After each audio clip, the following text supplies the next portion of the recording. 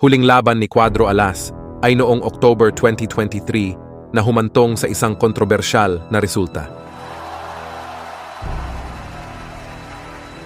Tila kaliwat kanan ang naging problema sa kanyang karera at nagkaletse-letse pa. Hati rin ang opinyon ng mga boxing fans dahil yung iba ay die-hard fans at yung iba naman ay hatak pababa.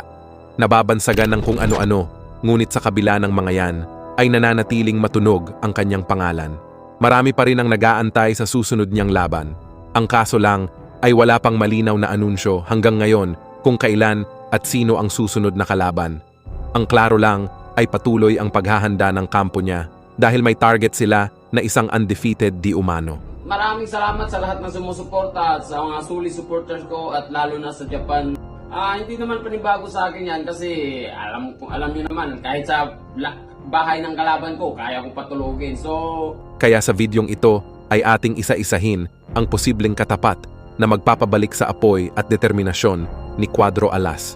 Ang mga undefeated na si Liam Davis, Sam Goodman at Alan Picasso ang iilan sa mga lumulutang na pangalan. May mga iilan ring contender ng super bantamweight ang matunog dyan. Setyembre ang buwang binanggit ng kapatid at trainer niyang si Jason Casimero. Sa buwang ito rin ay mapapalaban si Naoya Inoue kontra kay TJ Doheny. Kumbaga X na ang dalawa sa posibleng katapat ni Casimero. Kung sa akin naman, may ulo talaga nagugulong talaga. Sure talaga yun. Ang una sa listahan ni Casimero ay ang pambato ng United Kingdom, Liam Davis. Isang undefeated na may 16 wins at 8 KOs. Ganito yung mga record na hindi pa gaanong nasusubukan sa mabibigat na kalaban. Kasalukuyang IBO Super Bantamweight World Champion. 3 magkasunod na knockout ang ginawa nito ngayon at nakaraang taon. Kasalukuyang number 5 sa WBC, kung saan number 10 si Casimero, number 12 sa WBA. Nasa below number 15 sa WBO, kung saan number 3 si Casimero, at number 5 sa IBF, kung saan number 9 si Casimero. Isang typical na British boxer yung tipong madulas at panay distansya lang habang bumabato ng jab at biglang magka-counter. Kaso lang medyo may kulang dahil kadalasan sa mga British boxer ay hindi nila gaanong pinaplant ang mga paa tuwing susuntok, kaya medyo matamlay tignan. Open rin ang depensa nito, mabagal ang pitik ng kamay, kaya napapasukan ng counter.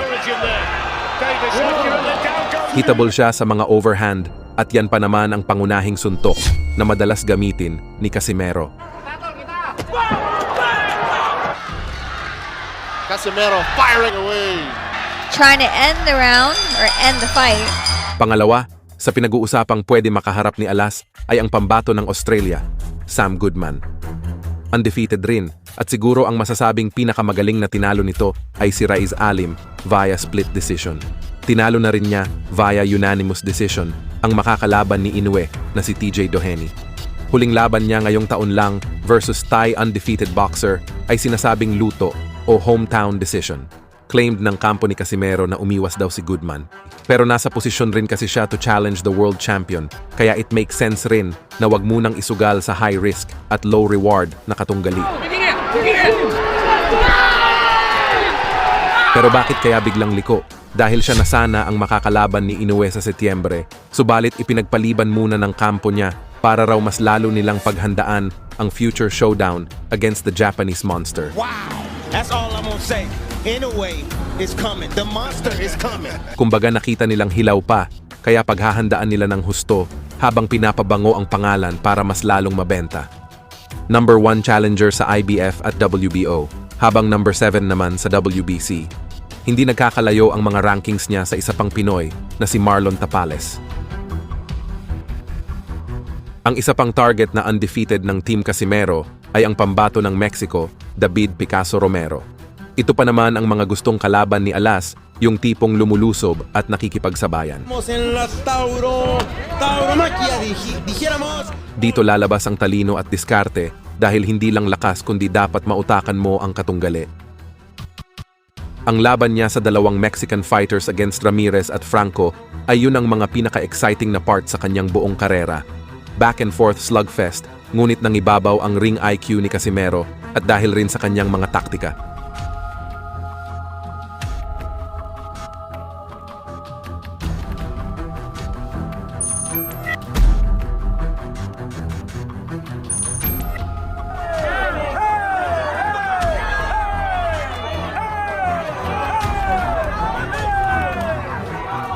kasalukuyang number 12 sa WBO at below number 15 sa WBA at IBF si Picasso.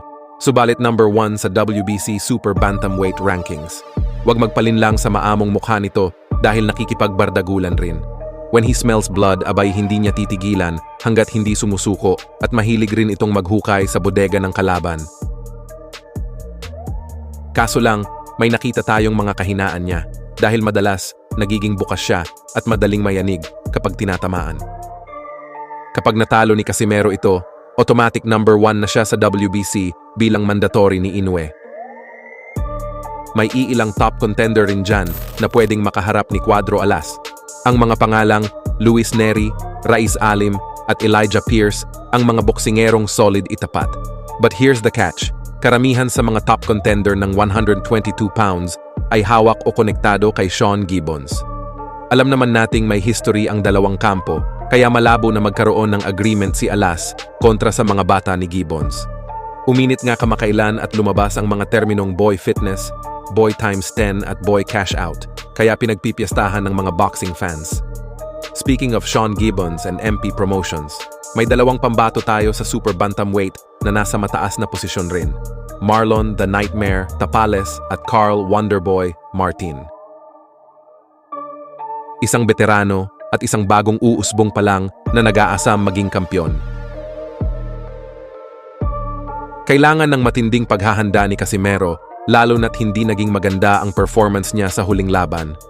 Gayunpaman ay hindi na mabubura ang mga nagawa niyang ingay sa Philippine boxing.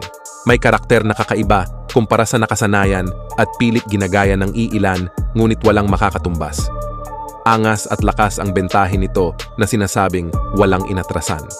Kapag narinig mo ang alias na Cuadro Alas, abay kilala yan bilang isa sa pinakamatunog na boksingerong nakilala sa ating bansa